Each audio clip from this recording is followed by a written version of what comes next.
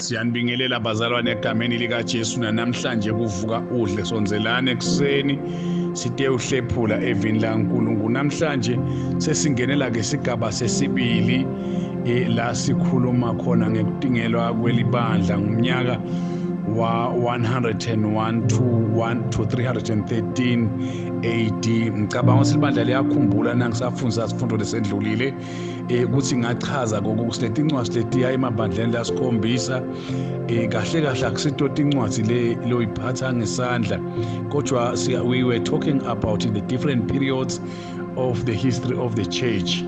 So ke sengicedzile ke ngalesigaba sekucala lesibita ngekweukuthi incwadi leya eEfesu AD 31 to AD 100. Sesingena ke manje kulesigaba sesibili lesibita ngencwadi leya eSmuna egameni likaJesu.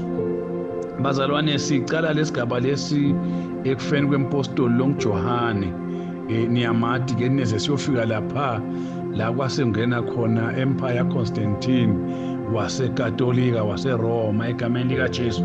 Ngaqala ke ngikhuluma ngekwanza kwelivangeli emaveni lamaningi ngoba sikhuluma ngemlando welibandla kule minyaka abazalwane lengetulu kwa 200 emakholo ahlupheka alinyata lazondwa libandla abantu abakethu lalizondwa nguwonke umuntu yonke indzawo emakholo abazalwane behlushwa aboshwa asongelwa abulawa kodwa konke lokhu akulicithanga libandla laKristu esikhundleni sekusihlehlele emuva laya lanza kakhulu laya embili.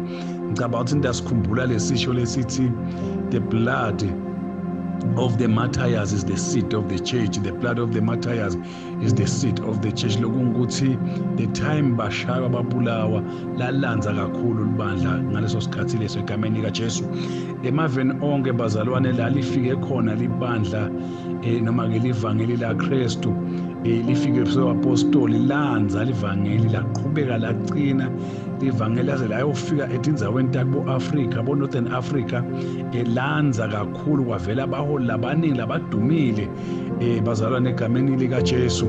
Labanye nje babo baholi labaningi bayadanzisa kakhulu livangeli laKristu layofika eEurope lachubeka langena eGreece bo Italy lenza layongena ngisho nabo Spain nabo France eGermany nabo England lichubeka ngemandla livangeli laNkulunkulu. Kwakude ke vele lokungalimisa livangeli laJesu Kristu egameni likaJesu.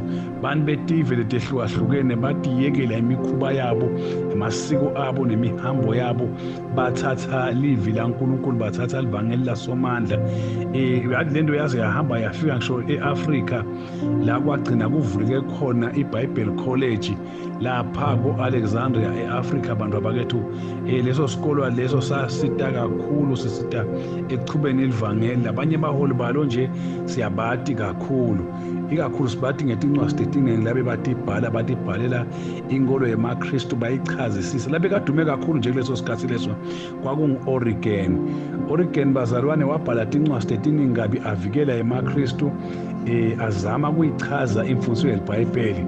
Kepha-ke angivete lothi umholi wekucala walelo Bible College lena wayetiwa kakhulu kwakunguPontanus waya nje Pontanus eIndia yoshumayela eIndia wafika wakhanza ukuthi labazalwane base-India baphethe incwadi yaMateyu wavele wabona lokuthi okay kusho ukuthi bazalwane nebapostoli bafika la batawushumayela egameni likaJesu. Walimela iqiniso nalo le Bible College itimisela ifundisa labaningi bashumayeli baphume bafundise baphume bayoshumayela bafundise baphume boshumayela egameni likaJesu. Lokho kwafika la egameni likaJesu kuvumbuka abaholi labaningi labafakaza ukuthi livangeli lanza kakhulu.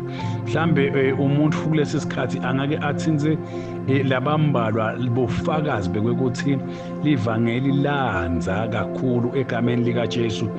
Kunabo Justin Mathaya egameni likaJesu abesifundiswa lesidume kakhulu vele a very learned somebody.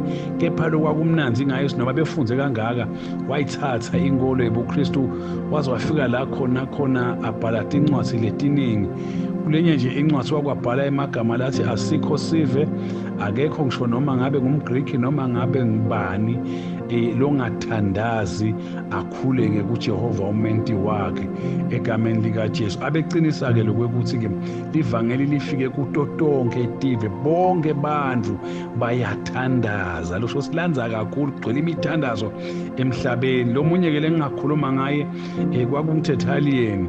Tertullian bazalwane naye ngilenye indvodza le ngumphathi welibandla laseCottage egameni likaJesu edolobheni lase-Afrika. Lona ke bazalwane wambhalela Caesar eRoma azama ukumchazela ukuthi lamakholwa asemaningi kakhulu. Uma wabulala yeCaesar utagcina ubulele wonke umuntu la eveni lakho because labantu sebagqwele yonke indzawo egameni likaJesu. Nca zonke yonke indzawo yonke emadolobha itichingini emakamu ndzawo tonke ngisho tigodlweni bantu abakethu kunye kuphela lamaKristu abengekho khona kusemathempelini etithixo daseRoma abengekho ke kuleto tindzawo leto kodwa bebakhona ndzawo tonke sokuzama kubabulala kwakungasethi asengithi nje nalenzaba ya-Oregon ngingayishintshe kanjalo bazalwane. Lo kwakungumphathi wesikolo but wabhala tincwadi letinye lenye nje incwadi yakhe egameni likaJesu uyafakaza ngekwanza kwemakholwa embusweni waseRoma. Uveta lamagama lathi kulo lonke lelive kukhona tens and tens of thousands webantu labayekele tinkholo temvelo yabo imihambo imikhuba emasiko bathatha inkholo yaJesu Kristu bakuthatha lokhu futhi bathi kahle kamhlophe lo sibatawubulawa batawuzondwa kepha kubafaka engodini lemadima kangakanani abangenelani kepha bathi siyahamba naye lo Jesu siyamemukela egameni likaJesu.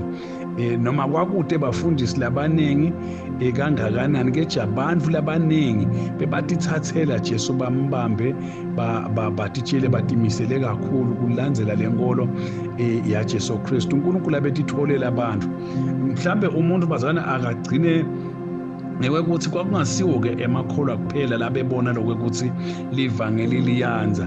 Umuntu angabekisa nje ngaPliny Pliny abe induna yasiza lo eRoma awayinike abe kwesikhundleni sekwekuthi akabulale lamaKristu. Ubekiwe nga AD 110 wanikwa le assignment yokuthi akawabulale amaKristu kepha nginaka lokuthi wathi nakayibuka Pliny wayibona ukuthi ngeke usawacetha lamaKristu semaningi kakhulu. Ukhuluma ke lamagama utshela Caesar uthi yathi ngiyabona lokuthi ngeke siwacethe lamaKristu but lengidawukwenda ngineliplan mina lengingalenda ngilokuthi ngidabashayela umthetho lomadima la ngeke bakhone kwephula bese ke ngibanika ligunya lekwekuthi loyo loshiya lenkolo yebuKristu angabulawa waze wathi mina ngamlahla Jesu mina angabulawa. Wakujabulela ke Caesar lokho empire waseRoma wakujabulela wathi cha awuyezame le plan but ke kuyafana naleyo plan leyo ayizange isebene ngoba emaKristu anza kakhulu kunakucala kwaze kwafika la kufika khona empire Constantine wabathi uyabuka Constantine no into lengingayenda yinye angwemukele emaKristu angabasabulawa nami ngingene emkhathini wabo because kubabulala ngagcina ucethe sonke lesive. Ngakho ke siyabonga bazalwane sesigcina lapho kwanyalo besikhuluma nje ngekwanza kwelivangeli bazama kulibulala kodwa lingafi. Wafika la ukuthi Constantine khona no abayekelwe bake baphunyudwe bangafi because singacetha abantu. Siyabonga bazalwane in Jesus name, amen.